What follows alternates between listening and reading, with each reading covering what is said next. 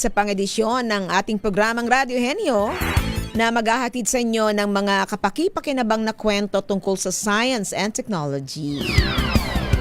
Ako po si Dr. B. Cristobal at tayo po ay magkakasama hanggang alas 5 ng hapon. Naku, patuloy ang mga pag-ulang dulot ng habagat ngayong araw. Yan ay ayon sa Pag-asa at talaga namang nararanasan ng marami sa atin dito sa ating bansa.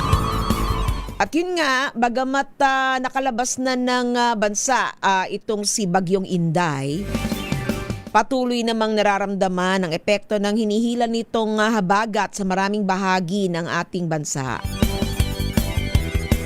At hinggil dyan, nung isang linggo ay pinag-usapan natin dito mismo sa programa natin kung ano nga bang ginagawa ng Pag-asa para mas maging makabuluhan sa ating araw-araw na buhay ang mga impormasyon tungkol sa lagay ng panahon.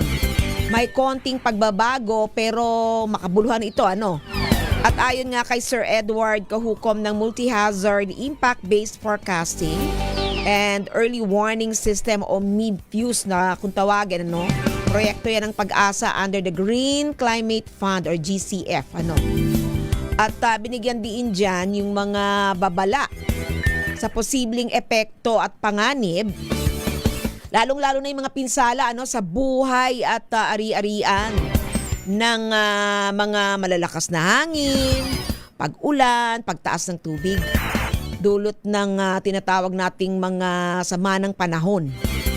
O yan, yung mga extreme weather conditions katulad ng El Nino na kung tawagin ng media ngayon ay Super El Nino.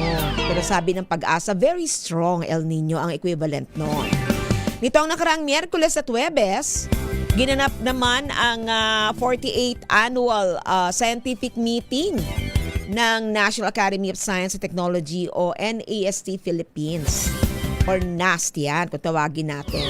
Yan yung isang collegial body na organization yan na attached sa DOST na binubuo ng mga senior scientists. Senior kasi mga seasoned na sila, yung mga marami na talagang achievement sa larangan ng science, technology at research and development. Yan yung organization na nagsisilbing advisory sa ating Pangulo at maging sa buong gobyerno sa mga issues na may kinalaman sa science and technology.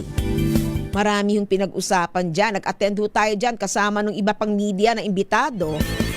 At sentro sa plenary discussions ang tungkol sa UN Sustainable Development Goals SDGs.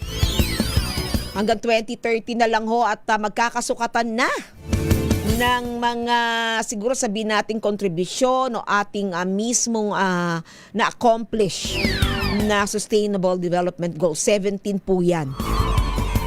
Dumalo po sa nasabing 48 ASM ng NAST Philippines si DepDev Secretary Arsenio Balisacan na isa ring academician ng NAST Philippines. Naglabas ng mga panibagong resolusyon ang mga academicians single dyan sa paano ba mas sabihin nating makakasunod ang Pilipinas sa mga alituntunin na talagang magsisiguro sa ating sustainable development. Ibig sabihin, hindi lang yan compliance. Hindi lang para tayo ay makasunod sa United Nations SDGs.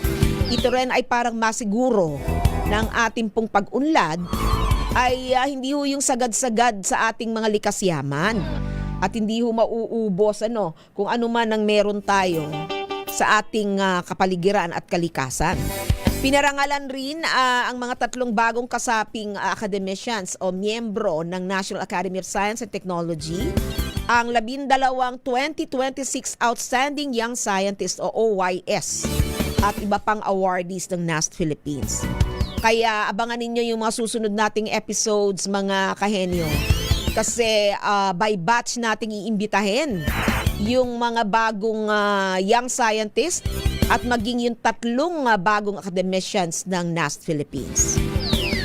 Samantala ngayong hapon, masaya ang ating usapan. Siyempre, dito naman tayo sa isang malakasang pananim na pinag-uusapan sa ngayon dahil sa mataas na demand sa merkado sa loob at labas ng ating bansa.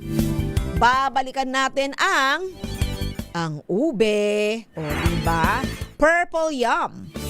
Kasi ilang linggo na ang nakalipas nang tinalakay natin ang tungkol sa ginagawa ng Visayas State University para masigit na maparami ang mga magagamit na planting materials ng piling variety ng ube na tila patok na patok bilang isang food craze sa Pilipinas man o sa ibang bansa.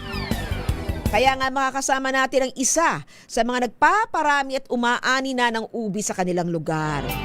Isa sa mga prominenteng personalidad sa Leyte na nagsusulong ng organic at sustainable farming at root crop production.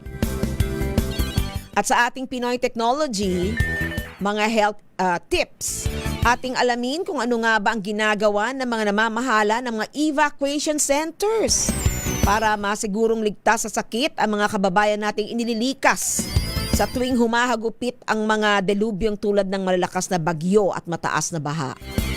Importante hong malaman natin yan kasi panahon ho ngayon ng tag-ulan. At ito nga, magkakaroon din ng Super El Nino or El Nino dito sa fourth quarter, even third quarter ng 2026 at lalo na sa first quarter ng 2027. Lahat ng yan sa pagbabalik ng Radyo Henyo pagkatapos lamang ng ilang mga paalala. Ang oras, 14 na minuto makalipas ang 4:00 ng hapon. Ang oras na yan ay hatid sa inyo.